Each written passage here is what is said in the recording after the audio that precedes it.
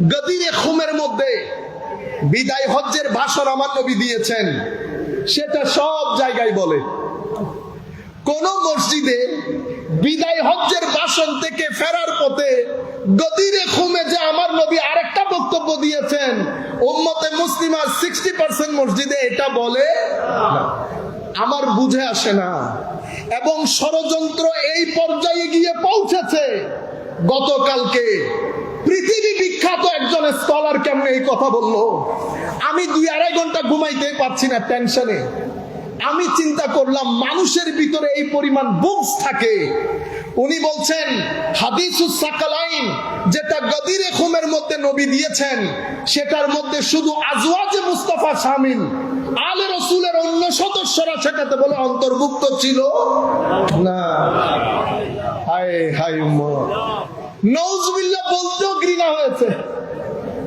এত বড় একজন স্কলার, তার জবান দিয়ে কেমনে বের হলো এই কথা?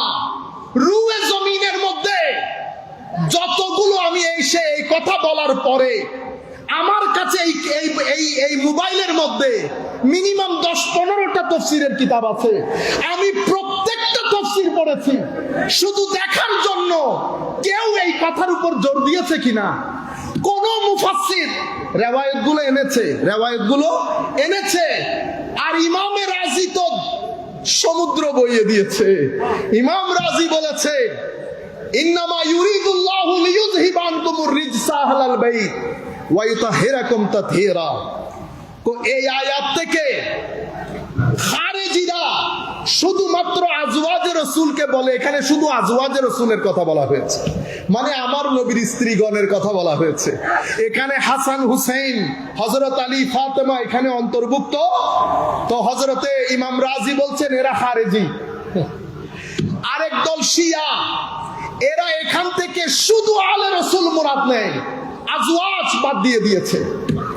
হযরত ইমাম রাজি বলছেন এদেরকে বলা হয় শিয়া।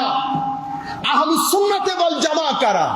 আহলুস সুন্নাহ ওয়াল জামা বলেন এখানে আজওয়াজও শামিল, আমার নবীর আলে বাইতের সবাই শামিল।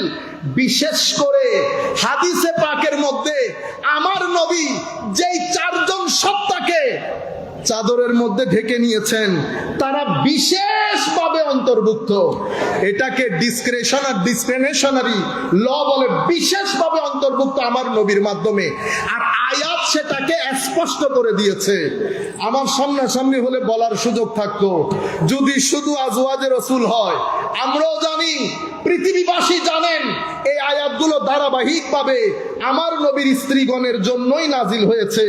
কিন্তু প্রত্যেক আয়াতের মধ্যে ইয়া আইয়ুহান নবী, ইয়া আইয়ুহান নবী, আয়াতের মধ্যে ইয়া আইয়ুহান নবী বলে আমার আল্লাহ নবীর স্ত্রীগণকে অ্যাড্রেস করেছেন, করে বলেছেন আপনি এদেরকে জিজ্ঞেস করেন ইনারা কি দুনিয়া চাই কিনা। যদি দুনিয়া চায় তাহলে আযাবের জন্য প্রস্তুতি নিতে হবে। আর আমি আখিরাতে এদের জন্য যা কিছু রেখেছি, সাধারণ মুসলমানকে যদি 1 ডাবল দেয়, এদেরকে আমি 2 ডাবল দেব। সুবহানাল্লাহ। ওয়া ইন কুনতুন্না তুরিদনাল্লাহ ওয়াদ দারাল আখিরা। আপনি দেখেন তুরিদনা, কুনতুন্না, এরপরে বলে ইয়া নিসা আন-নবী ইন কুনতুন্না। তো তুন্না, হুন্না, কুন্না এগুলা কার জন্য আসে? মহিলাদের জন্য। ধারাবাহিকভাবে যাচ্ছে, আবার ডাক দিয়েছে ইয়া নিসা আন-নবী লাস্তুন্না কাআহাদিন মিনান নিসা ইনিত্তাকাইতুন্না, আবারও তুন্না কুন্না। আয় হায়। আবার ডাক দিয়েছে ওয়াকার ফি বুয়ুতিকুন্না, হ্যাঁ, ওয়ালা তাবাররাজনা তাবাররুজাল জাহিলিয়াতিল উলা ওয়া আকিমনাস সালাহ ওয়া আতিনাজ যাকাত ওয়া আতি'নাল্লাহ ওয়া রাসূলা। সব মহিলাদের, ঠিক না? এতটুকু আপনারা বুঝেছেন? দেখেন মনের রোগ থাকলে সমস্যা কিভাবে হয়। এই আয়াতের মধ্যে যখন আমার আল্লাহ ঢুকেছেন, যেটাকে আয়াতে তথহির বলে, এই আয়াতের মধ্যে এসে আমার আল্লাহ আয়াতের গ্রামাটিক্যাল প্যাটার্ন পরিবর্তন করে দিয়েছে। এতক্ষণ মহিলার কথা সব মহিলার সিগা দিয়ে বলেছে, যেই আয়াতে তথহিরের মধ্যে এসেছে। আয়াতে তথহির কেমন? ইন্নামা ইউরিদুল্লাহু লিয়ুযহিবা, বলেন না, লিয়ুযহিবা আনকুম। তো কুম তো পুরুষের জন্য, আমার আল্লাহ তো মহিলাদের কথা বলে বলে আসতেছেন, তো কুন না কুম হয়ে গেল কেমনে? আয়াতের আমরা বলি এটাকে সিয়া সিবা লেহা, আয়াতের কনটেক্সট বলছে ইন্নামা ইউরিদুল্লাহু লিয়ুযহিবা আনকুন্না বলতে। কারণ কথা হচ্ছে আমার নবীর স্ত্রীদের, তো স্ত্রীদের সিগা হচ্ছে মানে লফজের যে প্যাটার্ন সেটা হচ্ছে কুন্না বলা। আমার আল্লাহ কুন্না না বলে বলেছে কুম। কেন বলেছেন? এখন যদি শুধু স্ত্রী হয়, তো কোন এইতিস্ট যদি জিজ্ঞেস করে আপনি যে বলেছেন শুধু স্ত্রী, তো স্ত্রীর জন্য তো কুন্না হওয়ার কথা, এখানে কুম হলো কেমনে?